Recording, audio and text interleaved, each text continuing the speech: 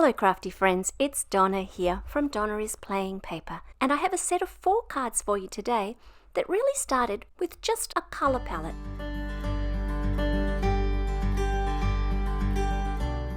I wanted to make some beautiful soft mossy coloured cards, and so I grabbed out my ink swatches. The process was made a little bit more complicated by the fact that I was in Japan and half of my inks were in Australia, and that these swatches are a set of every ink I've ever owned, whether they've dried out and been thrown out or not. But eventually I came across a set of 7 colours that included some greens, ranging from bright greens through to mossy greens and lime greens, and also a yellow, a brown and a grey to tone everything down and make sure it wasn't too bright.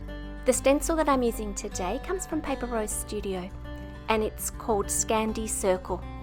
And it's a beautiful circular design with flowers and leaves in it. I started by using the yellows and into the browns to do the flowers. You'll notice that as I went on with the ink blending, I got less and less fussy about what was flower and leaf. But to start out with, I was oh so careful.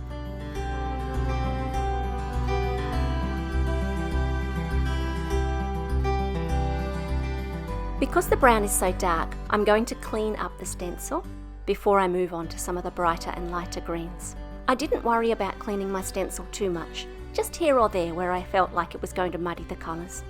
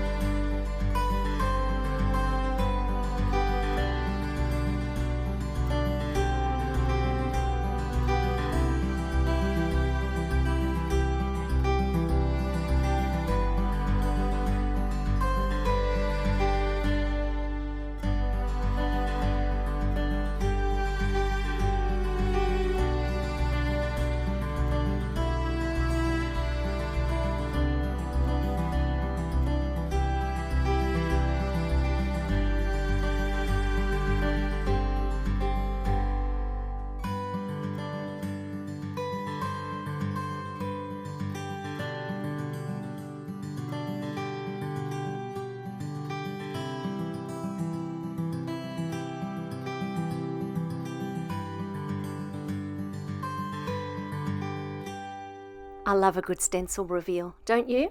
It's turned out beautifully. For the next card, I decided to do the same thing again, but this time using Picket Fence Pouncers as my tool. Instead of blending into each of the holes on the stencil, I've dabbed on top, and the result is quite interesting. I think that even with this tool, I could have got a more full coverage if I'd used them in a different way. But take a look at the results I got from just dabbing the different colours on. I'm really loving the Pouncers for adding colour to die-cut shapes, but I do think for this stencil with its very small spaces, I prefer the result with the brushes. Next, let's combine some stencils. I have this balloon stencils and masks set, and I'm going to use the stencil of the largest balloon and put that down onto my paper. I'll use some post-it tape to mark off all the areas that I want to keep clean. Once that's completely masked off, I'm going to add the other stencil to the top. You could put the Scandi Circle stencil underneath if you choose, but I want to do a little bit more work with just the balloon stencil at the end, and that's why I've laid them in this order. You don't need to see me stenciling again, it's the same process, only this time only the areas inside that balloon shape are going to get colour. Let's skip to the end.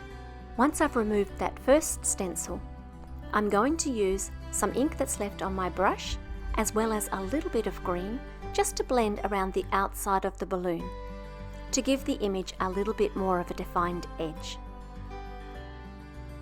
Then, I'll remove that second stencil, and we have our balloon.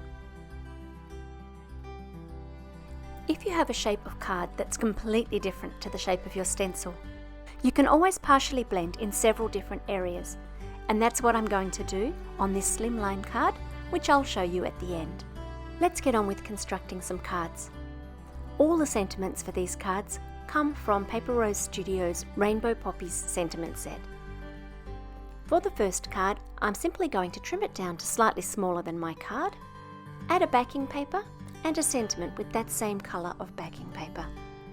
The sentiment's popped up a little and that's our card. I think that beautiful ink blending doesn't need too much extra.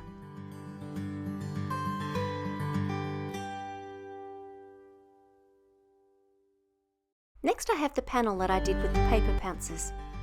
Because it's more dainty and delicate, I'm going to use this panel to make my happy birthday card.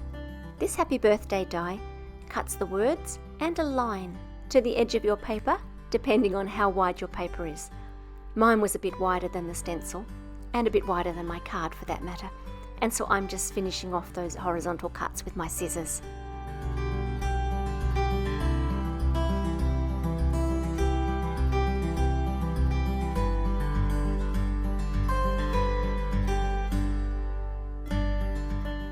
I'm trimming them down so that more of my background image is going to show. I'm going to show you a little trick for cutting foam tape really small, and that is to put it onto a piece of kitchen paper. Once I've done this, I have a million small pieces that I can use to pop up my sentiment.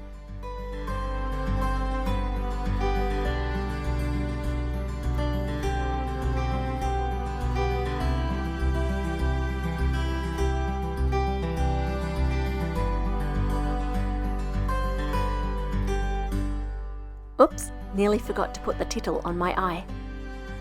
Now the card is finished. I'm going to fussy cut this balloon with scissors to add it to my next card. Once the balloon is cut, I'm tying a little bow in some jute twine, and I'm going to add that as well. Then all it needs is a sentiment. Once again, I'm going with another happy birthday card. Also, for the love of everything that's sensible in this world, please attach the balloon to your card first and then add the bow at the end. This was ridiculous.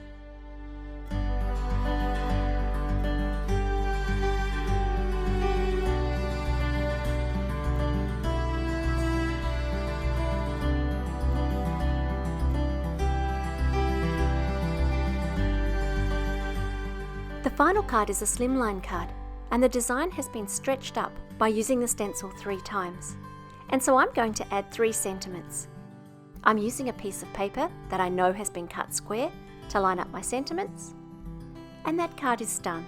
This one was very simple, almost 1-layer card. I'll leave you with some pictures of the finished cards. Please don't forget to like and subscribe if you want to see what's going to come next, and I look forward to sharing some more cards with you soon. Bye for now.